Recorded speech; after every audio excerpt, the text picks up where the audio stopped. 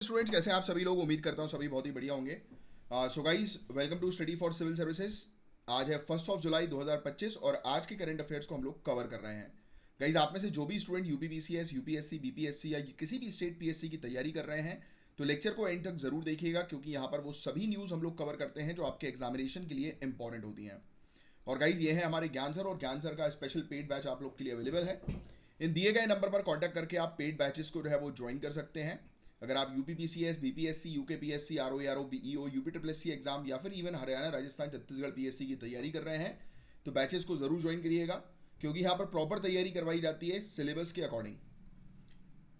और हर साल हमारे जो मतलब एग्ज़ाम के पैटर्न को देखते हुए हर साल लेटेस्ट कंटेंट जो है वो ऐड किए जाते हैं, अपडेटेड कंटेंट ऐड किए जाते हैं। तो इसलिए मतलब ऐसा नहीं है कि एक बार वीडियो बना दी और वो सालों सालों तक जो है वो चल रहा है। हर साल जो है वो नए वीडियोस जो है वो अपलोड होते हैं। तो ये है आज के टॉपिक्स, जिनको हम लोग एक एक करके जो है वो कवर अप करेंगे। और आप लोग अपने साथ पेन और पेपर लेकर ज़रूर बैठिएगा। जो भी टॉपिक्स मैं आपको एक्सप्लेन कर रहा हूँ उसको आपको ध्यान से समझना है, सुनना है फोकस के साथ। और जो चीज़ मैं आपको अलग से लिखवाऊंगा उसको आपको नोट डाउन करना है। आप लोग के मैं कमेंट्स जो है वो एक बार जो है वो देख लेता हूँ। तो आयुषी सिंह का कमेंट आया है, वेरी गुड आंसर्स आए हैं। मतलब दीपशिका सिंह बहुत बढ़िया, बहुत शानदार। फिर अनुपमा शर्मा वेरी गुड, बहुत शानदार। कुशल सिंगल वेरी गुड यार, बहुत बढ़िया। गोल्डी एलेक्स, अच्छा थैंक यू सो मच यार। हाँ, आपने बताया था कि फिटनेस में है आपके हस्बैंड। फिर दिग्विजय वेरी गुड, बहुत बढ़िया, बहुत शानदार। ईशा ठाकुर बहुत बढ़िया। श्वेता यादव, समीर भटनागर। समीर, अच्छा आपने बताया था कि आप आंसर जो है वो अ, उसी पे लिखते हो, मतलब डायरेक्ट पेन और कॉपी पे। मुस्कान गुप्ता थैंक यू यार, और आंसर्स भी देना शुरू कर मुस्कान। बॉबी यादव, दीपांशी। एक स्टूडेंट ने जो है यार एक चीज़ लिखी थी कि करंट अफेयर से रिलेटेड, मैंने वो पढ़ी थी, पता नहीं क्यों कमेंट दिख नहीं रहा है, शायद डिलीट कर दिया क्या। किसी ने कमेंट जो है वो लिखा था स्टूडेंट ने कि उनको थोड़ी सी, एक मिनट रुको मैं देख लेता हूँ यार वो कमेंट कहाँ है। कि करंट अफेयर्स को रिवाइज करने में उनको प्रॉब्लम आ रही है, पुराने प्रीवियस। देखो यार, प्रीवियस करंट अफेयर्स को आप सोचो कि वीडियोस देख देख कर पूरा कवर कर रहे हो तो बहुत टाइम लग जाएगा, 1 डेढ़ साल का। वीडियोस रेगुलरिटी वाले देखो, पुराने वाले का एक ऐसा टारगेट बनाओ कि हर दिन के 10 दिन के करंट अफेयर्स को रीड करना है, तो रीड करने पर टारगेट करो। और लेटेस्ट में तो फिर पढ़ते चलो आप, क्योंकि इतने सारे वीडियोस जो है वो इतने घंटों के देखना जो है वो बहुत डिफिकल्ट है और बहुत टाइम कंज्यूमिंग भी होगा। तो go for PDF only previous के लिए, है ना। और पीडीएफ कहाँ मिलेगी, दिए गए नंबर पर कांटेक्ट कर लो तो आपको उसका आइडिया दे दिया जाएगा। चलो फिर, अब बिना समय वेस्ट किए हम लोग हमारे सबसे पहले टॉपिक को डिस्कस करेंगे। ये टॉपिक सुनने वाला टॉपिक है गाइस। ये टॉपिक जो है वो है delisting of dormant political parties by election commission of India. तो इलेक्शन कमीशन ने 345 रजिस्टर्ड अनरिकॉग्नाइज्ड पॉलिटिकल पार्टीज को डी लिस्ट करने की प्रोसेस स्टार्ट कर दी है। ये पार्टीज 2019 से किसी भी इलेक्शन में पार्टिसिपेट नहीं की और अब ट्रेसेस भी नहीं की जा रही है, राइट। यानी कि मतलब किसी प्रकार से पार्टी एक्टिव नहीं, मतलब सिंपल शब्दों में ईसीआई अब जो इनएक्टिव पॉलिटिकल पार्टीज हैं उनको हटा रही है। बोल रही कि उनको हमें लिस्ट में भी जो है वो रखना नहीं है। क्या मतलब अननेसेसरली जो है वो ऐसी पॉलिटिकल पार्टीज को जो है वो लिस्ट करके, राइट। पता है आपको एक और चीज़ मैं बता दूं, ऐसी जो पॉलिटिकल पार्टीज कई बार जो बन जाती है ना, उनमें कई बार जो है वो पॉलिटिकल पार्टी के सिर्फ फंड के नाम से उस पॉलिटिकल पार्टी को जो है वो रखा जाता है, और फंड्स का जो है वो मिसयूज़ करने के पर्पस के लिए या उस पॉलिटिकल पार्टी के माध्यम से ब्लैक मनी को वाइट मनी में करने के पर्पस के लिए बहुत सारी चीज़ होती है मनी लॉन्ड्रिंग के अंदर, राइट। तो ये उससे भी जो है वो जुड़ा हुआ है। हालांकि इस पर्टिकुलर टॉपिक में उसका डायरेक्ट रिलेशन शो नहीं किया है, यानी कि इस आर्टिकल के अंदर, बट देन टू ये चीज़ भी आपको पता होना ज़रूरी है। आपको पता है कि 2025 तक इंडिया में 2800 से ज़्यादा ऐसी पार्टीज़ हैं, रजिस्टर्ड अनरिकॉग्नाइज्ड पॉलिटिकल पार्टीज़, 2800 से भी ज़्यादा। तो आओ समझते हैं रजिस्टर्ड अनरिकॉग्नाइज्ड पॉलिटिकल पार्टीज़ है क्या। ये आपको लिखने की जो है वो ज़रूरत नहीं है, क्योंकि ये पॉलिटी के टॉपिक के अंदर आपका कवर करवाया जाता ही है। तो गाइज, ये वो पॉलिटिकल पार्टीज होती हैं जो रिप्रेजेंटेशन ऑफ पीपल एक्ट 1951 के सेक्शन 29A के अंडर रजिस्टर्ड तो हैं, लेकिन इन्हें स्टेट या नेशनल पार्टी का स्टेटस नहीं मिला है। मतलब ऐसी पॉलिटिकल पार्टीज जो रजिस्टर्ड हैं बट वो स्टेट और नेशनल पार्टीज के दायरे में नहीं आती हैं। यानी कि उस स्टेटस में नहीं आती हैं, फिर भी इनको कुछ प्रिविलेजेस मिलते हैं, जैसे इनकम टैक्स एक्ट के सेक्शन 13A के under tax exemption, political donation receive करने की एलिजिबिलिटी। तो यहीं पर जो पॉलिटिकल डोनेशन रिसीव करने की जो एलिजिबिलिटी है ना, मेन मुद्दा ये है। तो क्वेश्चन है आप लोग के लिए, अगर एक पार्टी रिकॉग्नाइज नहीं है फिर भी उसको टैक्स एग्जेम्पशन मिलती है, तो क्या ये मिसयूज का स्कोप नहीं बनता? डेफिनेटली बनता है। तो इलेक्शन कमीशन ऑफ इंडिया ने ये चीज़ जो है वो देखी कि पॉलिटिकल पार्टीज के पास जो ये पावर जो दी गई है ना, कि आप जो है वो लिस्ट हो जाओगे तो आप जो है वो फंडिंग उठा सकते हो, डोनेशन रिसीव कर सकते हो, तो यहीं पर ही कई बार घोटाले जो है वो होते हैं। तो इसी प्रकार के घोटालों को रोकने के लिए अब प्रोसेस शुरू हो गई है ईसीआई के द्वारा कि जितनी भी पॉलिटिकल पार्टीज एक्टिव नहीं है उनको अब हटाएंगे। अब प्रॉब्लम्स क्या थी इनके पास? तो 2013 से 16 के बीच सिर्फ 5% इन पार्टियों ने डोनेशन रिपोर्ट फाइल की, मतलब ट्रांसपेरेंसी बिल्कुल नहीं है। कई पार्टी सिर्फ नाम के लिए रजिस्टर्ड हैं, उनका कोई रियल पॉलिटिकल एक्टिविटी नहीं है। कुछ पार्टीज सिर्फ टैक्स शेल्टर जो है वो बन गई हैं, बिना ऑफिस के, बिना एग्जीक्यूटिव बॉडीज के, ना उनका कोई ऑफिस है ना कोई डिपार्टमेंट है, बस सिर्फ इसलिए रजिस्टर कर दिए कि टैक्स एग्जेम्पशन किया जा सके पॉलिटिकल पार्टी के डोनेशन रिसीव करने के नाम पर। और इलेक्शंस के टाइम पर काफ़ी सारी ऐसी पार्टीज होती हैं जिनका एक्चुअल काम प्रॉक्सी कैंडिडेट्स फील्ड करना या ब्लैक मनी फनल करना होता है। देखो, समझ रहे हो आप? तो ये चीज़ तो आपको जो है वो एटलीस्ट जो है वो समझ में आई गई होगी कि इसका किस प्रकार से जो है वो मिसयूज जो है वो होता है।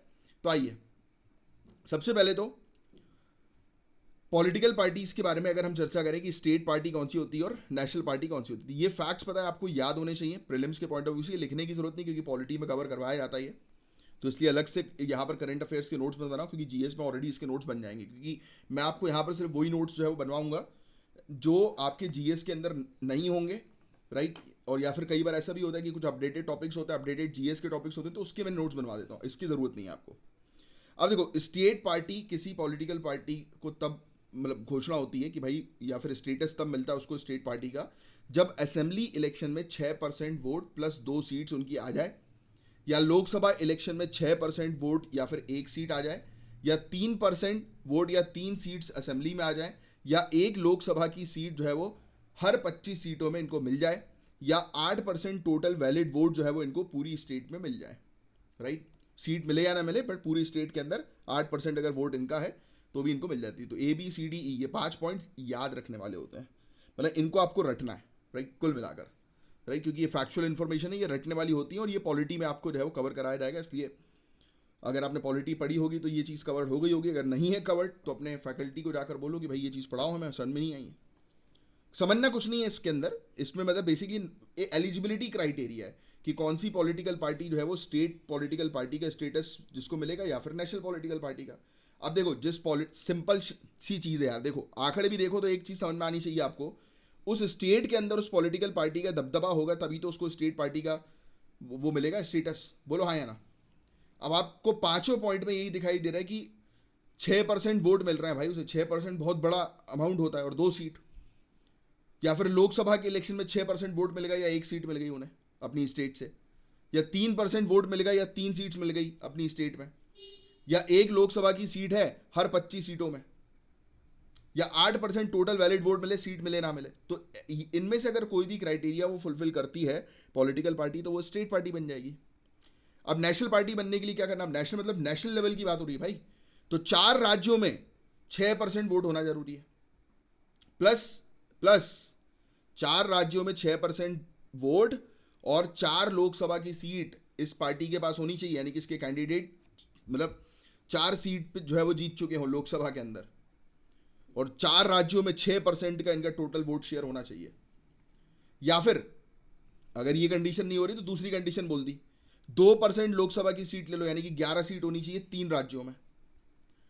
फिर उन्होंने बोला है या फिर 4 राज्यों के अंदर स्टेट पार्टी बन जाओ आप, तो ऑटोमेटिकली आप नेशनल पार्टी के तौर पर इलेक्ट हो जाओगे। तो ये चीज़ थोड़ा सा चार्ट बनाकर, कॉलम बनाकर जो है वो इसके नोट्स जो है वो रेडी रखना, अगर नहीं रखे अभी तक तो बहुत ज़रूरी है। अब next, election commission of India का अब एक्शन प्लान क्या है? तो नेशनल वेरिफिकेशन ड्राइव के बाद पता चला कि 345 पार्टीज 6 साल से इनएक्टिव हैं। ट्रेस भी नहीं हो रही है, पता ही नहीं लग रहा कि कौन है उस पॉलिटिकल पार्टी का मेंबर, कौन है क्या है, कुछ पता नहीं लग रहा। उनका कोई फिजिकल प्रेजेंस नहीं, कोई डिपार्टमेंट नहीं, कुछ नहीं है। तो इन सबको शो कॉज नोटिस जो है वो दिया गया है कि भैया आप आओ सामने। फेयर सुनवाई के बाद जो है वो इनको डीलिस्ट किया जाएगा, और ये प्रोसेस जो है वो पार्ट है इलेक्टोरल रिफॉर्म्स और ट्रांसपेरेंसी ड्राइव का। इस प्रोसेस के थ्रू जो है वो रिफॉर्म्स जो है वो किए जा रहे हैं, सुधार जो है वो लाए जा रहे हैं। देखो ये पूरी चीज़ जो मैंने भी आपको बताई, तो बस यही है कि रेगुलर डीलिस्टिंग जो है वो होना चाहिए, क्योंकि अननेसेसरली जो है वो रिकॉर्ड्स मेंटेन रखने का कोई मतलब नहीं है। मिनिमम इलेक्टोरल पार्टिसिपेशन ज़रूरी है। सॉरी ये 2 मिनट वीडियो जो है वो पॉज किया था, बाहर जो है वो डॉग्स जो है वो काफ़ी ज़्यादा भौंक रहे थे। अरे यार अभी थोड़ा सा, वो तो रेगुलर भौंकते रहते हैं यार, बीच बीच में आपस में लड़ते हैं, खेलते रहते हैं, बट आज थोड़ा सा मुझे कंसर्न है, क्योंकि आज एक बीप बीप से मेरी जो है वो लड़ाई हुई है। क्योंकि उसके जो पेट है उसका, उसने अभी कुछ दिनों पहले यहाँ के एक स्ट्रीट डॉग को इंजर्ड किया था, उसके ट्रेन डॉग ने, और वो डॉग मर गया था, जो पपी था, जिनको मैं फूड वगैरह देता हूँ। तो आज सेम मैंने देखा कि उसका खुद का पेट जो है, एग्रेसिव ट्रेन डॉग जो है उसका, वो बाहर जब विदाउट लीश घूम रहा था, तब मैंने उसको कंप्लेन करी, तो उसने मुझे कॉल जो है वो किया था कि तुम स्ट्रीट डॉग्स के लिए इतना वो क्यों हो रहे हो यार। तो मैंने कहा यार वो तो मैं हूँगा ही, नॉर्मल सी बात है, आप अपने डॉग को, जो पेट को जो है वो संभाल के रखो, अगर आपको पता है कि भाई आपका पेट एग्रेसिव है। और मुझे तो ये समझ नहीं आता यार, एक इंसान जिसने खुद पेट पाला हुआ है अपने पास, जैसे मैं हूँ, मैंने जब से दौलत को जो है वो रखा है अपने पास, तब से मुझे दूसरे पेट और दूसरे एनिमल्स की तरफ एक इमोशंस अटैच हो गए। तो भाई मुझे लगता है, और सामने वाला व्यक्ति खुद जिसके पास पेट है, 2 पेट्स हैं, और वो ये बोल रहा है कि नहीं यार स्ट्रीट डॉग्स को हटाओ, बोल रहा था कि म्यूनसिपैलिटी, नगर निगम को कांटेक्ट करूंगा मैं। अगर उसने नगर निगम को कांटेक्ट किया तो I am just waiting for his, क्योंकि देखो लीगल राइट उसका है, वो कांटेक्ट जो है वो कर सकता है। अगर उसने किया तो फिर मैं पेटा में उसकी कंप्लेन मारूंगा, राइट। फिर पेटा वालों को चढ़ा दूंगा उसके पीछे, और 2 वकील अपने छोड़ दूंगा कि जा भाई अब खेल इसके साथ। क्योंकि क्या होता है यार, गलत अपन से बर्दाश्त नहीं होता। मैं बहुत सारी चीज़ें इग्नोर करता हूँ, बट गलत चीज़ इग्नोर नहीं कर पाता। तो 2 वकील छोड़ दूंगा अपने उसके पीछे कि मैंने कहा जाओ भाई करो अब इसको परेशान अच्छे से, क्योंकि व्हाट इज़ रॉन्ग यार, गलत है जो, वो गलत है। चलो भाई, समझ गया अभी वाला टॉपिक तो समझ में आ गया होगा उसको आपको। तो अब यही चीज़ है कि ये लोग पॉलिटिकल पार्टीज़ को जो है वो डीलिस्ट कर रहे हैं, जो आज की डेट में जो है वो किसी, मतलब सिर्फ ऑन पेपर जो है वो नज़र आ रही है, और उसका मिसयूज़ बहुत ज़्यादा हो रहा है। आइए अब नेक्स्ट टॉपिक की तरफ हम जो है वो आगे बढ़ेंगे। अब हम बात करेंगे एक ऐसे इनिशिएटिव की जो डायरेक्टली लिंक्ड है सस्टेनेबल डेवलपमेंट गोल से, और वो है यूनिवर्सल सिविल रजिस्ट्रेशन बाय 2030। लिख लीजिए, सार्वभौमिक नागरिक पंजीकरण अभियान 2030। इस टॉपिक का लिंक आपके legal identity, sustainable development goal से एसोसिएटेड है, तो मेंस के लिए भी बहुत इंपॉर्टेंट है। बैंकॉक मिनिस्टीरियल कॉन्फ्रेंस 2025 में एशिया पैसिफिक के देशों ने रिजॉल्व जो है वो किया है, अभी कंप्लीट हुई है ये बैंकॉक मिनिस्टीरियल कॉन्फ्रेंस। 2030 तक सभी बर्थ और डेथ का यूनिवर्सल रजिस्ट्रेशन होगा। लिख लेना, नेक्स्ट पॉइंट लिखो आप, पहले आपने ये हेडलाइन डाल ली, नेक्स्ट पॉइंट लिखो 2025 बैंकॉक मिनिस्टीरियल कॉन्फ्रेंस, ब्रैकेट में एशिया पैसिफिक कंट्रीज लिख लो, ब्रैकेट में एशिया पैसिफिक कंट्रीज लिख लो। फिर इसके आगे जो है वो लिखो गोल कि 2030 तक, 2030 तक universal registration, 2030 universal registration bracket में बर्थ एंड डेथ। समझ गए ना आप इस 2-3 वर्ड से, कि पूरे दुनिया में बर्थ और डेथ के रिकॉर्ड जो है वो मेंटेन करना है अच्छे से 2030 तक। ये ऑब्जेक्टिव है इसका। अब ये यूनाइटेड नेशन ESCAP के CRVS डिकेड 2014 से 2030 का हिस्सा है, ये भी लिख लेना आप। CRVS का मतलब है civil registration and vital statistics, यहां पर दिया है CRVS का फुल फॉर्म। इसको, ये फुल फॉर्म जो मैं बता रहा हूँ ना वो लिख लो, और एक बार उसको, हाँ ये नीचे लिखा हुआ देखो, civil registration and vital statistic, CRVS। मैं फिर से रिपीट करता हूँ, ये UNESCAP, देखो यहाँ पर सेकंड पॉइंट पे आप देखो, सेकंड पॉइंट पे सेकंड लाइन, UNESCAP के अंडर आती है CRVS डिकेड 2014 से 2030 का है, ये भी लिख लेना।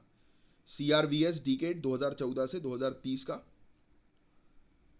उसके अंडर ये चीज़ जो है वो की जा रही है। इंडिया ने भी कमिट किया है कि हर सिटीजन्स की लीगल डॉक्यूमेंटेशन जो है वो इंश्योर हो, चाहे वो ऑफलाइन हो या डिजिटल।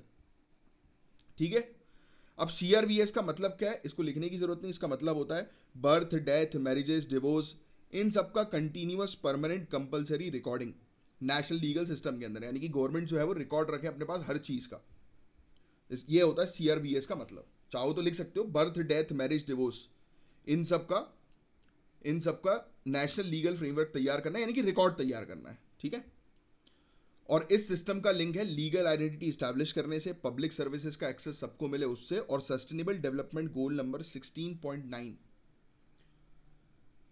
ये गोल ये कहता है कि 2030 तक लीगल आइडेंटिटी सबको मिलनी चाहिए, इंक्लूडिंग बर्थ रजिस्ट्रेशन सबका होना चाहिए। तो ये ऑब्वियस ही बात है, अच्छा डेटा होगा तो आप बेटर प्लानिंग कर सकोगे, बेटर पॉलिसीज जो है वो बना सकोगे, प्रॉब्लम्स को जो है वो डेटा के अनुसार जो है वो रिजॉल्व कर सकोगे, डेवलपमेंट कर सकोगे। यस, तो आप डेटा की इंपॉर्टेंस तो आप जानते ही हो, इतने समय से हम लोग पढ़ते आ रहे हैं। आज की डेट में बेसिकली प्रॉब्लम्स जो है वो क्या है, कहीं आपको बता दें 14 मिलियन बच्चे बर्थ के 1 साल के अंदर रजिस्टर नहीं हो पाते। 6.9 मिलियन डेथ हर साल रिकॉर्ड नहीं होती।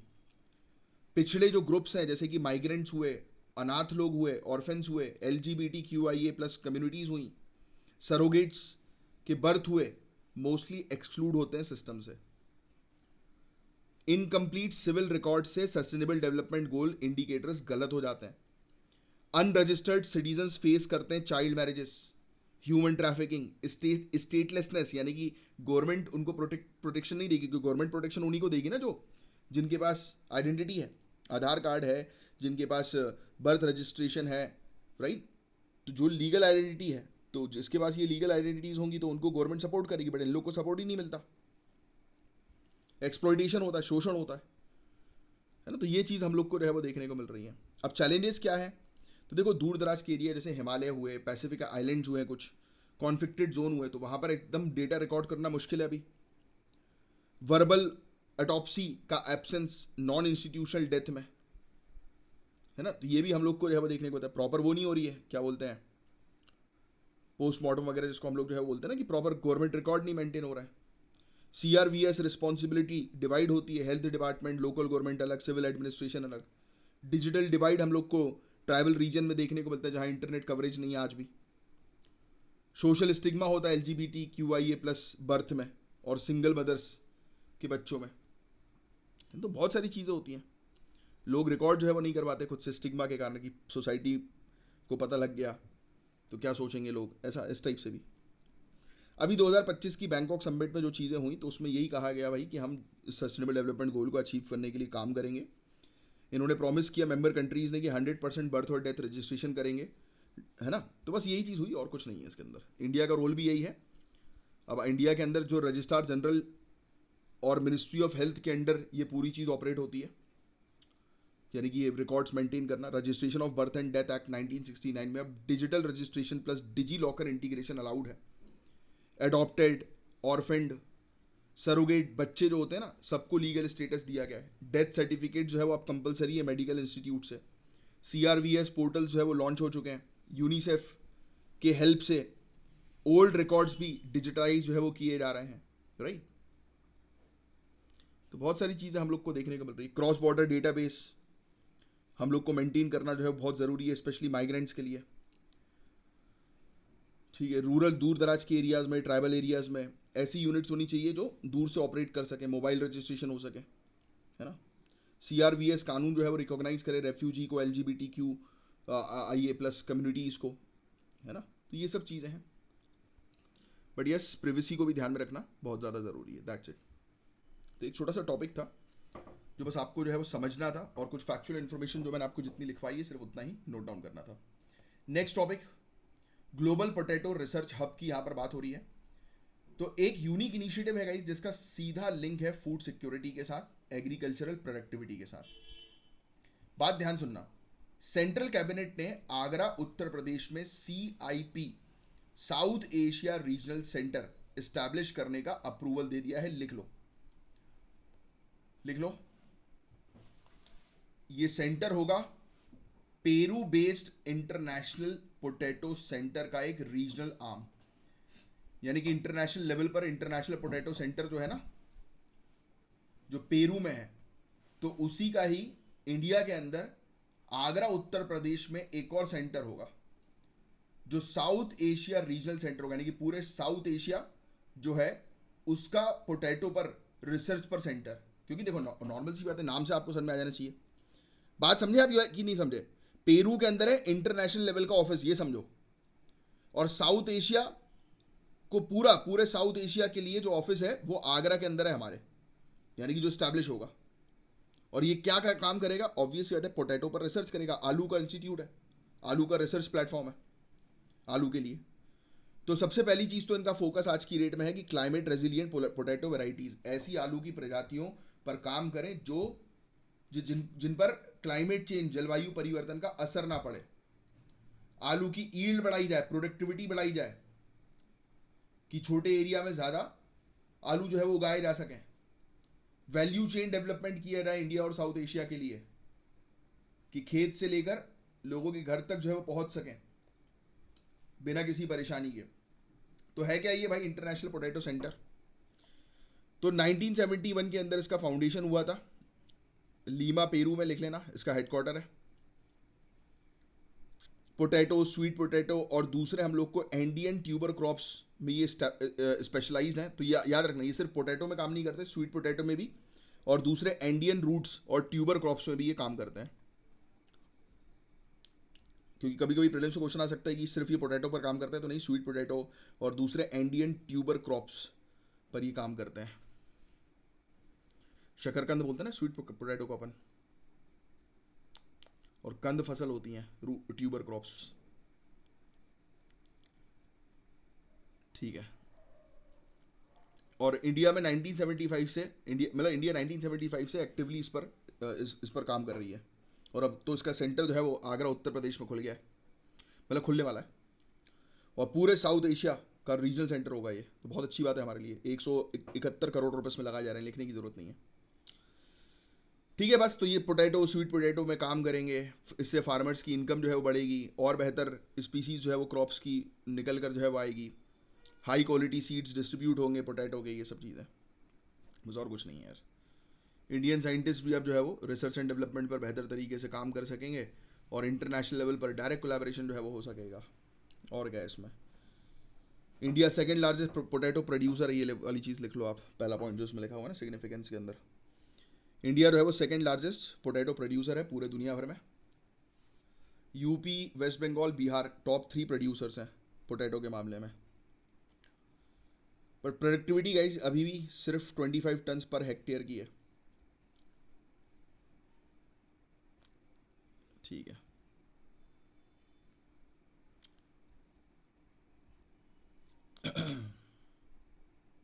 कभी कभी ऐसा भी क्वेश्चन आ सकता है कि सीआईपी जो है वो किस पर प्राइमरीली काम कर रही है, तो पोटैटो पर। ठीक है, ये चीज़ ध्यान में रखना थोड़ी सी।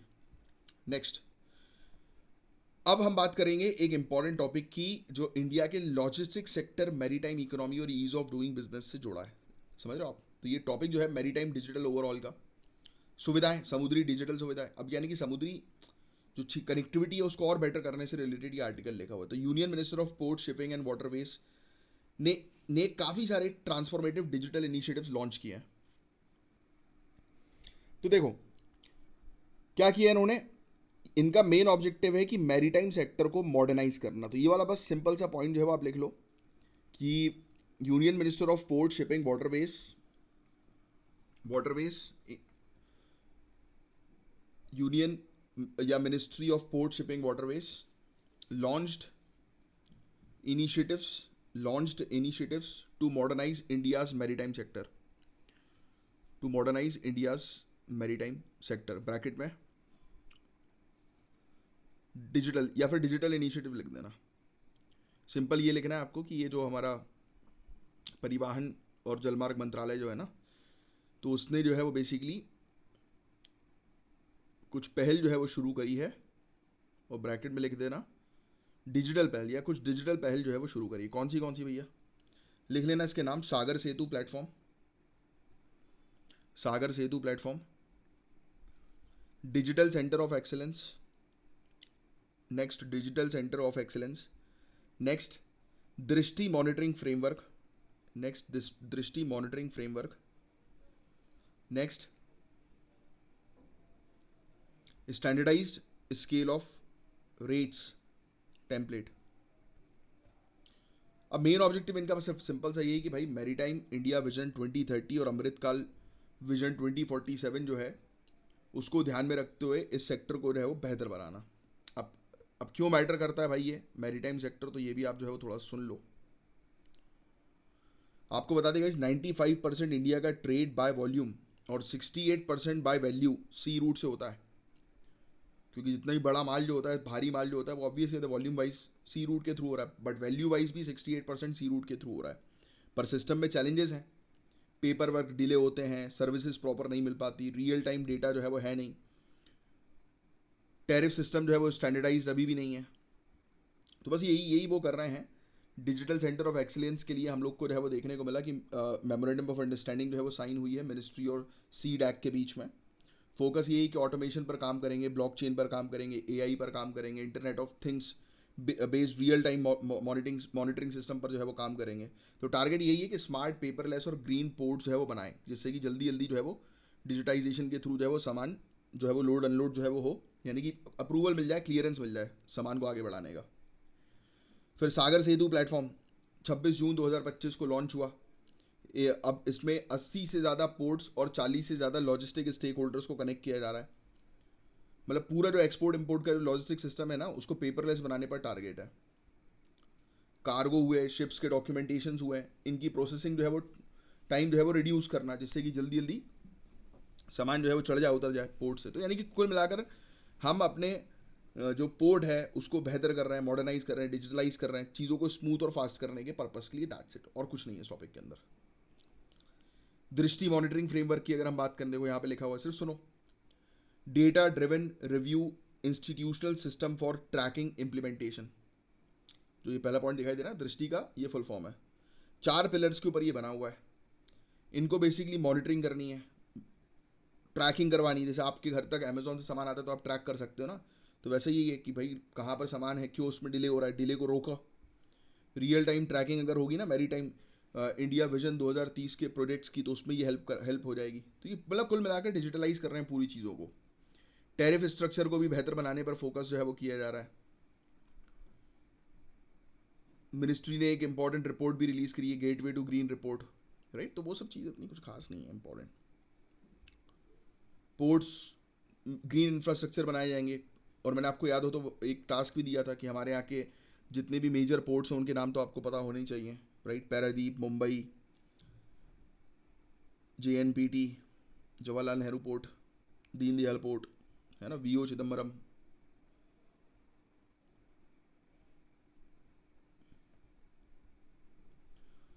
ठीक है, बस यही था गाइस पूरा टॉपिक। इंडिया को बोले कि 5 million tonne green hydrogen production करना 2030 तक। पता है ना ये वाली चीज़ आपको, लिख लो अगर नहीं पता तो। 5 मिलियन टन हम लोग ग्रीन हाइड्रोजन जो है प्रोड्यूस करेंगे 2030 तक। हमने ग्रीन हाइड्रोजन पढ़ा हुआ है, नेचुरल हाइड्रोजन भी पढ़ चुके हैं हम लोग। तो अब नेचुरल हाइड्रोजन से रिलेटेड देखना ज़रूर टॉपिक आपसे जो है वो पूछा जाएगा। अरे यार ये टॉपिक तो रिपीट कर दिया इन लोगों ने।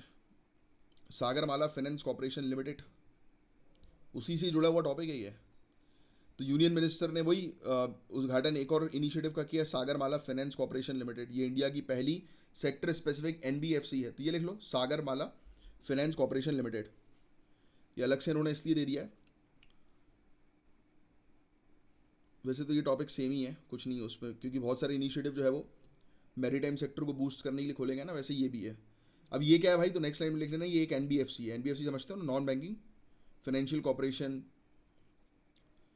ये एक बेसिकली NBFC है, सेक्टर स्पेसिफिक, यानी कि मैरीटाइम के लिए। ब्रैकेट में लिख देना NBFC फॉर मैरीटाइम सेक्टर, या NBFC ब्रैकेट में मैरीटाइम सेक्टर। मतलब कुल मिलाकर जो भी लोग जो है वो समुद्री क्षेत्र से जो है जुड़े हैं उनको लोन्स मिल जाएगा NBFC के थ्रू। ठीक है, मिनी रत्न कैटेगरी 1 में आती है ये भी लिख लेना। मिनी रत्न कैटेगरी वन में आएगी ये। नेक्स्ट पॉइंट में ये लिख लेना, कंपनी मिनी रत्न, महारत्न, पता है ना आपको, इकोनॉमिक्स का मेन टॉपिक है ये। ठीक है, शिप बिल्डिंग को, ग्रीन हाइड्रोजन को, क्रूज टूरिज्म को, मैरीटाइम एजुकेशन को, इन सब को प्रमोट करेगी। पीपीपी मॉडल इससे जो है एक्सेलरेट होगा, राइट। पोर्ट में डेवलपमेंट होगा, फंडिंग्स आएंगी, short term, medium term, long term loans जो है वो प्रोवाइड कर दिए जाएंगे, तो ये फाइनेंस में जो है वो हेल्प करेगी। स्मार्ट पोर्ट्स बन जाएंगे, ग्रीन हाइड्रोजन इंफ्रास्ट्रक्चर, यानी कि कुल मिलाकर मैरीटाइम सेक्टर में ईजिली जो है वो पैसे का फ्लो जो है वो बढ़ सके, तो उसके लिए एनबीएफसी तैयार जो है वो की गई है। बाकी और कुछ खास टॉपिक नहीं है इसमें आपको जो है वो ध्यान देने वाला। जो चीज़ ध्यान देने वाली होती है वो मैं आपको बताता हूँ, वरना आपको ही पता है कि जहाँ टाइम लगाना इंपॉर्टेंट होता है वहाँ पर टाइम लगाया जाता है, जहाँ पर ज़रूरत नहीं पड़ती वहाँ पर कोई मतलब नहीं है टाइम वेस्ट करने का। ठीक है, पहले कोई पता ऐसा डेडिकेटेड एनबीएफसी नहीं था, अब इन्होंने एक डेडिकेटेड एनबीएफसी बना दिया, इसलिए फ्री वाला टॉपिक अलग से जो है उन्होंने टीम ने जो है वो दिया हुआ है। काफ़ी इंपॉर्टेंट टॉपिक है वैसे ये, ठीक है, क्योंकि एक पहली बार ऐसा मैरीटाइम एनबीएफसी आया है, तो उसका नाम आपसे पूछ सकते हैं लोग। ठीक है ठीक है ठीक है, बस that's it. Special intensive revision of electoral rules, section 21 clause 3 representation of people act 1951 के अंडर आर्टिकल 324 क्लॉज 1 कॉन्स्टिट्यूशन का, उसके अंडर ये हम लोग को देखने को मिलता है। ठीक है, पोस्ट 2024 के लिए डॉक्यूमेंटेशन जो है वो दोनों पेरेंट्स से ज़रूरत पड़ती है। ये रजिस्ट्रेशन वाला टॉपिक जो हमने पढ़ा था ना, बर्थ और डेथ का रजिस्ट्रेशन, तो उसी से एसोसिएटेड ये हम लोग को देखने को मिल रहा है। ये लिखने की आपको अभी ज़रूरत नहीं है।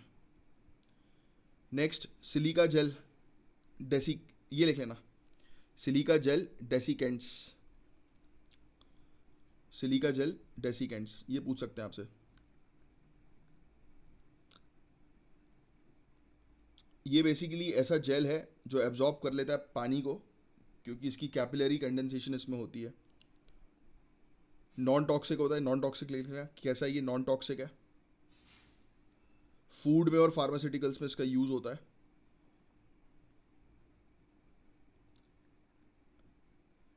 ठीक है, भारतीय न्याय संहिता के इंट्रोडक्शन से रिलेटेड ये क्वेश्चन है। बीएनएस, बीएनएसएस और बीएसए, भारतीय साक्ष्य अधिनियम, एविडेंस एक्ट, तो इसका ट्राई करना है इस क्वेश्चन का जो है वो आंसर देने की। और ये है ज्ञान सर, ज्ञान सर के पेड बैचेस को ज्वाइन करने के लिए दिए गए नंबर पर कांटेक्ट करिए। बस गाइस, आज के लिए सिर्फ इतना ही था, ज़्यादा नहीं था।